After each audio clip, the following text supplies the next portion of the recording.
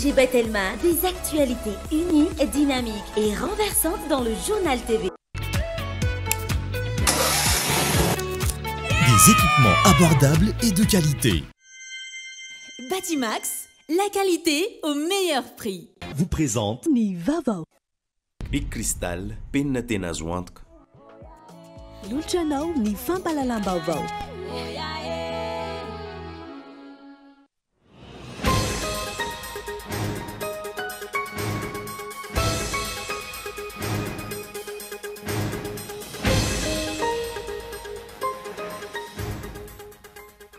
Manapodika tanteraka ny mpandrara malagasy avokoa ny fanapahan-kevitra raisin'ny fanjakana ankehitriny hoy ireo mpanao politika.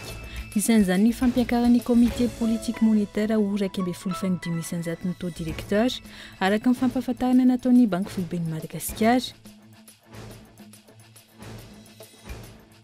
Miamroborobo eto Madagasikara ankehitriny ny fitoerana mikarakara zokiolona na ireny maison de retraite ireny. Hoentina amintsika ato amin'ny fampalalam-baovao ny mikasika ny fehim-piainan'ny bebe Marie na i Bénédicte Marie-Aimée, vehivavy mananotena ny safidy manokana ny hipetraka eny anivony ireny ifitoeram-pikarakarana zokiolona ireny.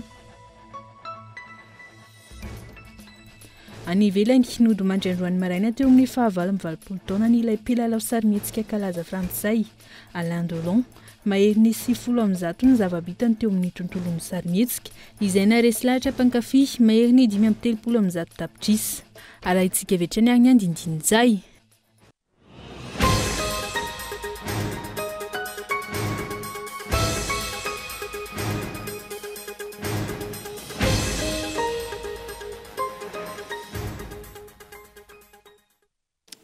Ankafaleny indray tompo klasy tompo vavy no tsidiko ny tokantranao amin'ity alina ity miarabanao tonga soeto amin'ny fampalalam-baovao ny Kolo TV ho amin'ity alina ity hanomboantsika izany manapotika tanteraka ny mpandrara malagasy avokoa ny fanapahan-kevitra raisy ny fanjakana ankehitriny hoy ireo mpanao politika. Isan'izany ny fampiakaran'ny comité de politique monétaire ho 2025 ny taux directeur araka ny fampahafantarana nataon'ny Banque Foiben'ny Madagasikara fanadidina mikasika izay intiny Ivrisha. Anti-développement, izay nandikan'ny mpanao politika ny fanapahan-kevitra raisin'ny fitondram-panjakana ankehitriny mikasika ny tontolo ny fandraharana eto amintsika. Porofon'izany ny fampiakaran'ny comité de politique monétaire ho 2025 ny taux directeur araka ny fampahafantarana nataon'ny Banque Foibe ny 9 aogositra lasa teo. Raha tsy diso tany amin'ny taona 2016-14 tany amin'ny 5,5% ny taux directeur ny banque centrale. Ny ahenanao ny antony mahatonga an'le izy hoe tena anti-développement le izy tsy afa mihetsika le mpandraharaha eto amintsika. Déjà le mpandraharaha efa miantoka amin'ny zavatra rehetra manodidina azy raha tsy hijery afa-tsy le resaka jirama raha tsy hijery afa-tsy ny resaka hoe impôt sy ny karazany. Mbola zao ndray mbola ampiakarinao ndray le taux directeur dika zay zany dia araka voalazako teo tsy afaka mindram-bola mihitsy le orinasa eto amintsika. Tsy mijanona amin'ireo mpandraharaha ihany ankilany fiantraika an'izay ho ireo mpanao politika. Voadona ny toe-karena ankapobeny mazava ho azy tsy misy ihany koa ny famoronana asa tranga izay hanamafy ny fanitrana lalina sedray ny malagasy ankehitriny. Ny zavatra tokony ataon'ny fanjakana nefa dia tokony manampy an'ilay mpandraharaha afany manao ny asany atsaka sy andavany satria fiantraikan'izay dia mitombo ny mandeha ny famparisoana famokarana ary raha mitombo ny famokarana mazava ho azy araka voalazako teo ihany dia misy création d'emploi ao. Ilain'ity firenena ity zany hoe famoronana asa zany satria be dia be ny tanora tsy anasa amin'izao tsika mitezo. Kanefa ny politique monétaire ataon'ny économie ataon'le fanjakana vao maika mampijotso zay le hoe fenitra ahafahan'le mpandraharaha mivoatra zay. Isan'ny teboka-mbola anaovan'ireo mpandraharaha misihatra amin'ny fanafarana entana antsoavo ny fanjakana ihany koa ny famerana ny vola azo entina mivoaka amin'ny Madagasikara ho €1 amin'izao fotoana izao. Ambandembany ny tany fisitrahany vahoaka rano fisotro madio sy ara-pahasalamana ho an'ireo distrika efatra nanaovana fanadihadiana araka ny antotan-drisa mahakasika ny fisitrahany vahoaka rano fisotro madio any amin'ny faritra Antsimo andrefana fampahafantarana izay nitondrosan'ny ONG SAI niarahany asa tamin'ny UNICEF Bonhomme Élysée Cool TV Toliara.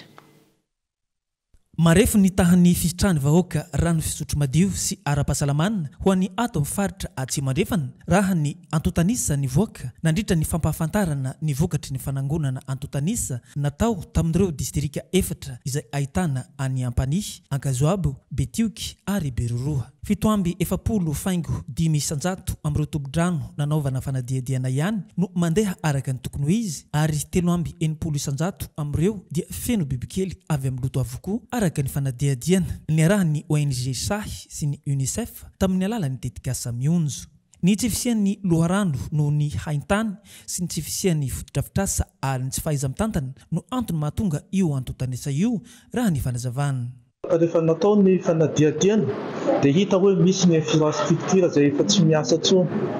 Raha taloha izy ataontsika hoe nisy an'izay dia nohony tsy antony maro samihafa izay hoe etsaketsaky ny natiora dia mety efa tsisy rano eo ohatsohatsy na eo fandoroana ala sy ny namana dia eo nefa jerena tsisy an'izay hoe adduction d'eau potable zay eo amin'ny tanàna anankiray na fokotany dia jerena izy eo ao anatin'ny district dia misy fokotany maromaro, misy commune maromaro fa misy commune tena teneniko aminareo fa tsisy an'izay fotodrafitrasa izay hisitsahana ny rano fisotro madio zay. Ny chiffre zao hoe raha nijeriny any Ankazoabo tena ambany satria latsaky ny 10 isanjato. Dia nireo any eo amin'ny distrika sasany eo mba mihoatra ny 20 isanjato fa samy tsisy tonga any amin'ny 20 isanjato izy ireo. Zay ny tena ahitana fa hoe tena ambany zay taha zay. Tsapa ihany koa ny tsy fitoviana eo amin'ny fananana fotodrafitrasa mahakasika ny rano fisotro madio isaky ny distrika araka ity fanadihadiana ity ka isany hanampy ny fanjakana sy ireo katroka eny fotony amin'ny fametrahana fotodrafitrasa mifandanja ny fananana ireo antotanisa ireo raha ny fanazavana hatrany. Fa amin'izao moa zany no ahafahana mijery hoe satria manomboka rehefa vita ny ty azon'izay antotanisa sy antotan-kevitra zay manomboka amin'izay no hiditra amin'izay hoe fanaovana ny fotodrafitrasa ho an'ireo distrika anankiefatra ireo izay hita fa tena ambany dia ambany ny tahany fisitrahana rano fisotro madio ato amin'ny faritra Atsimo andrefana. 2 isanjato amin'ireo sekoly sy tompo-pahasalamana nanaovana fanadihadiana ihany no manana fotodrafitrasa fivoahana manaraka ny fenitra raha ny antotanisa voaray ka anahirana ny fanjakana mba hanao ho laharam-pahamehana ny fahasalamana eny amin'ny tontolo ambanivohitra.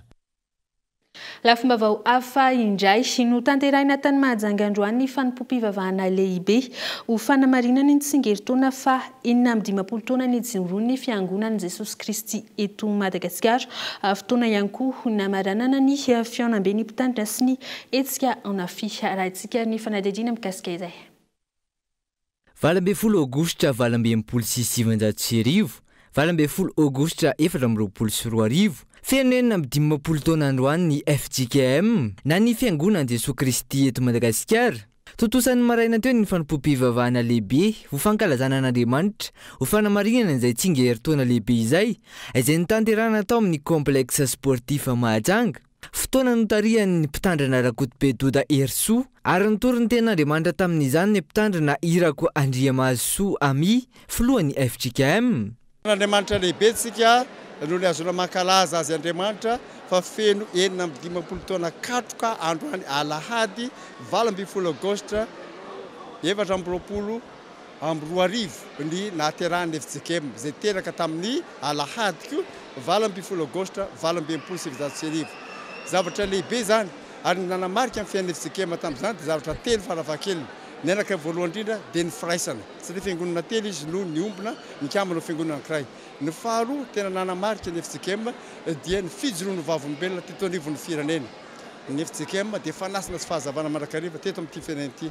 Ary ny fahatelo ny FJKM dia fiangonana mandroso ka izy ny fiangonana lehibe indrindra ao anatin'ny antsoina hoe CWM Conseil for World Mission amin'izao satria mitombo betsaka isika manorona fiangonana saika isambolana isika dia mitokana fiangonana ny fiangonana lehibe indrindra ao anatin'ny CWM ny FJKM ankehitriny ary isorin'Andriamanitra ny fitorian'ny filazantsara mahazo vahana izany. Androany ihany koa ny fanombohana ny fanamarinana ny fa-15 taona ny FJKM no sady famaranana ny fionamben'ny mpitandrina sy ny hetsika ao anafi izay samy natao tao mahajanga avokoa ary nahitana kristianina FJKM avy any amin'ny faritra maro manerana any Madagasikara. Ankoatra izay ihany koa dia nankalazaina tany amin'ny Mahavelona 10 pointy androany ivony fa 10 taona nahatongavany misionera anglikanina voalohany teto Madagasikara. Fotoam-pivavahana lehibe notrony mpizaka avy amin'ny diocèse misa enina manerana ny Madagasikara no nanamariana ny andro androany. Dia izay ihany koa mamarina ny tapany voalohany fampalalam-baovao isan'ny ventivety anaraka doka fo isika. Tahoary.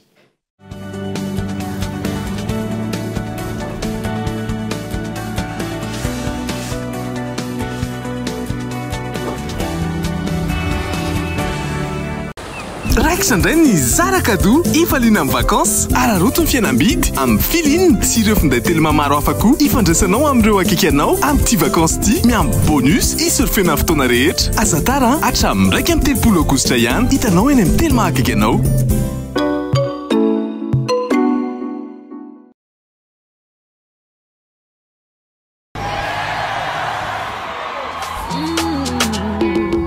Jafuida kwa minea Aciarova kuwakai tiki tiki vo mandenga masuanu.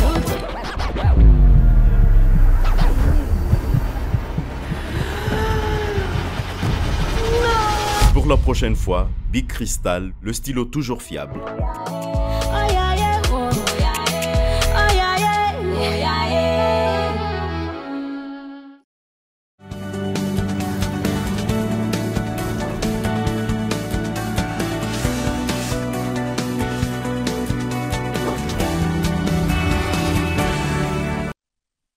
Tavaverina sady atao amin'ny etapany faharoa fampalalam-baovao mamerina ny araba tomboka lahy sy tomboka vavy asaika hatrany ianao anaraka ireo fanadihadiana hatramin'ny farany.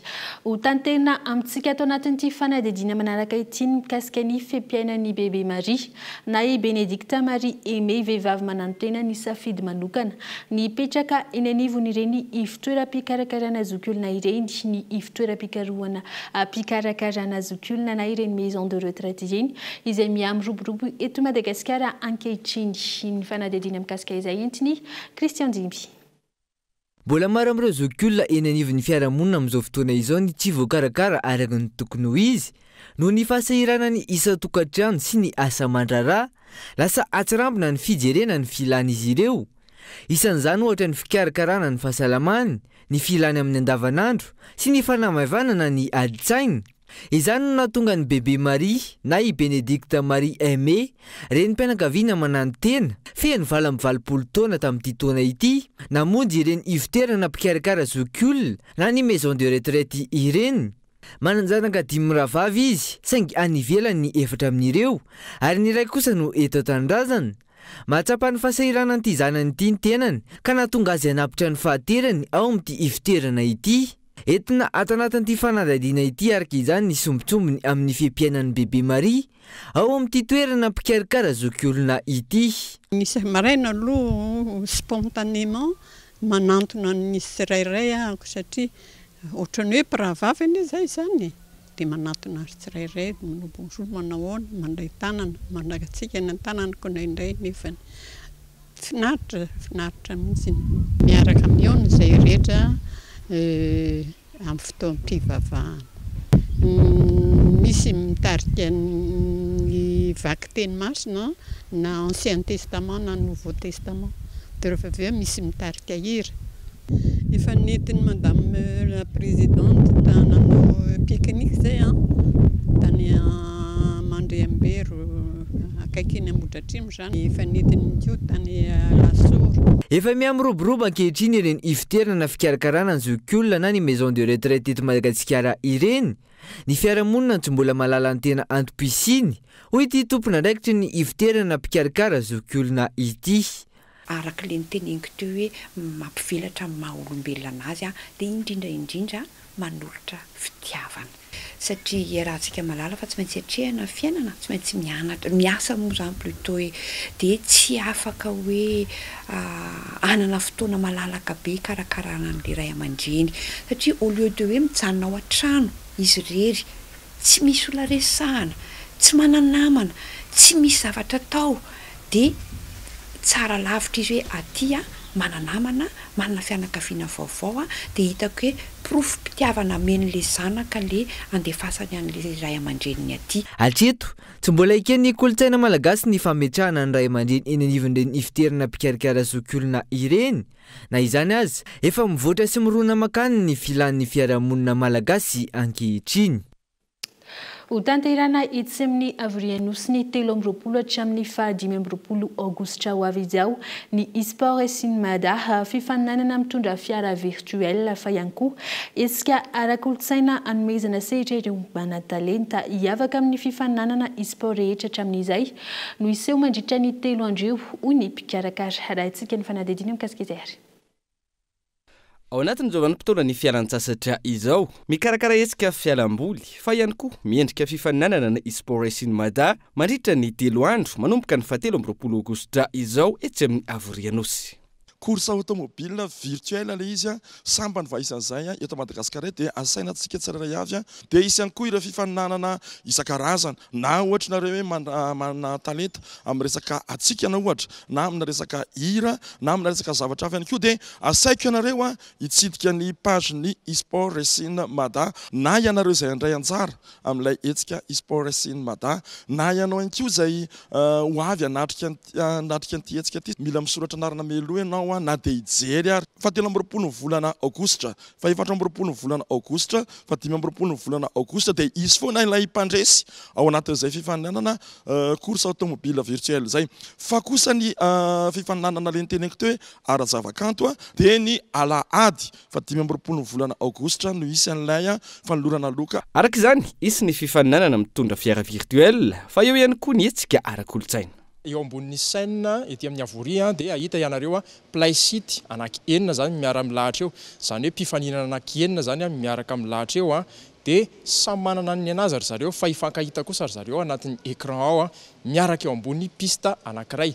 Ho anareo artista kosa indray ao anatin'ilay fifaninanana zany hoe rehefa mahavita ny anjara fifaninanana moa zany ireo mpifaninana anaky enina miara milahatra eo ambonin'ny scène dia misy temps de pause kely ho an'ilay play site satria tsy afaka mandeha en continu izy fa anjara misofy dia misy eo amin'ny 10 minitra eo ny pause kely ao anatin'izay misy ihany koa eny etsefatsefany iny grande pause ho an'ny rehetrarehetra eo amin'ny 15 minutes ely izy dia ao anatin'ireny 5 minutes sy 15 minutes ireny ianareo artiste no miditra manao ny anjaranareo tsara marihana fa ho anareo artiste dia ny public no manao vote ho anareo mazaka 560 place na spectateur ny ato amin'ny avoria.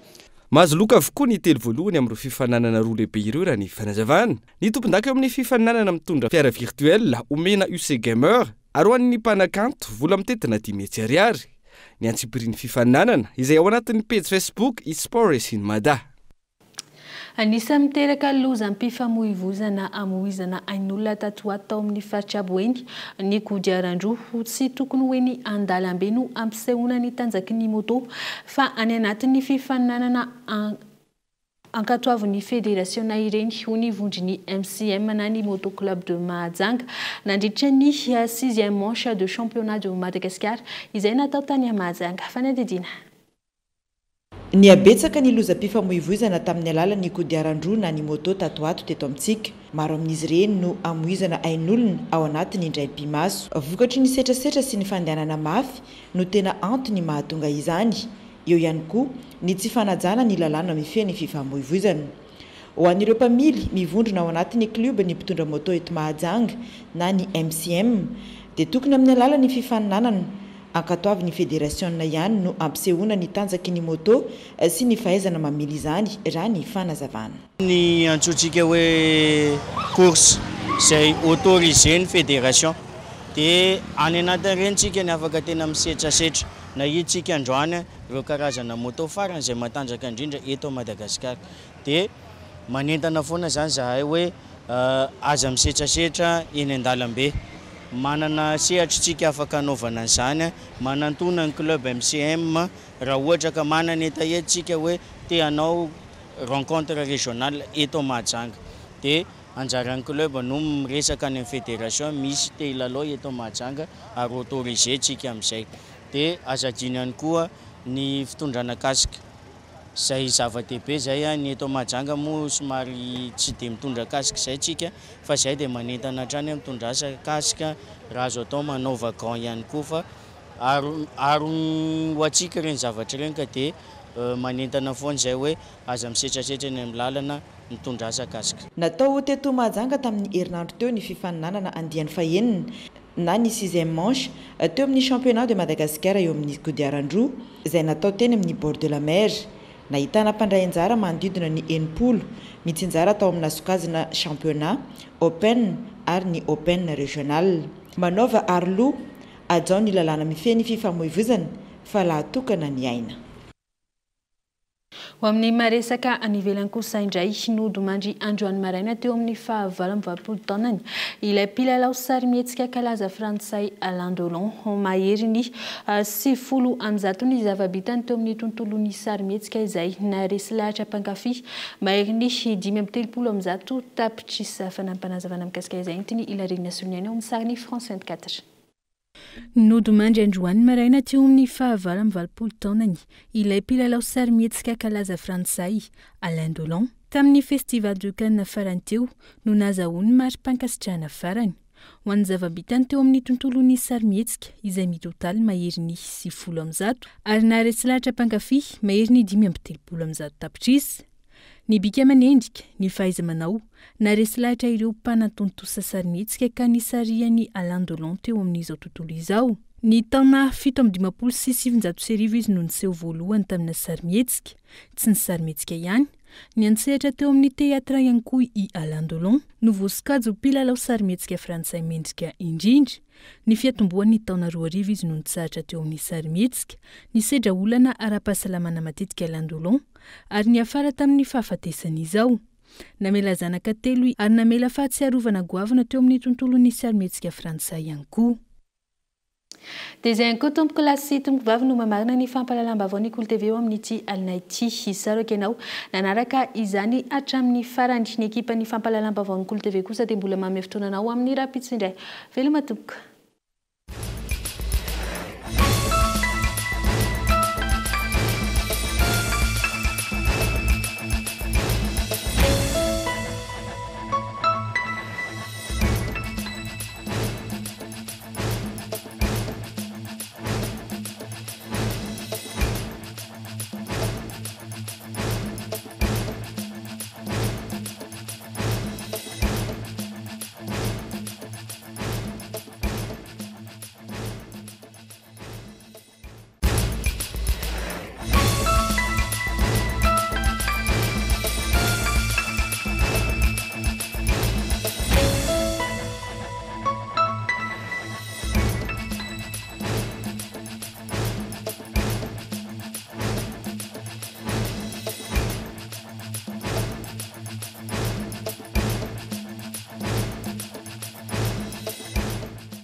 Bic Cristal, penina tena azo antoka.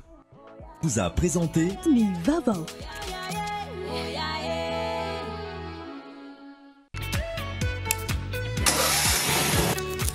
Des équipements abordables et de qualité. Batimax, la qualité au meilleur prix. Vous a présenté Ny Vavao. 5G Batelma, des actualités unies, dynamiques et renversantes dans le journal TV.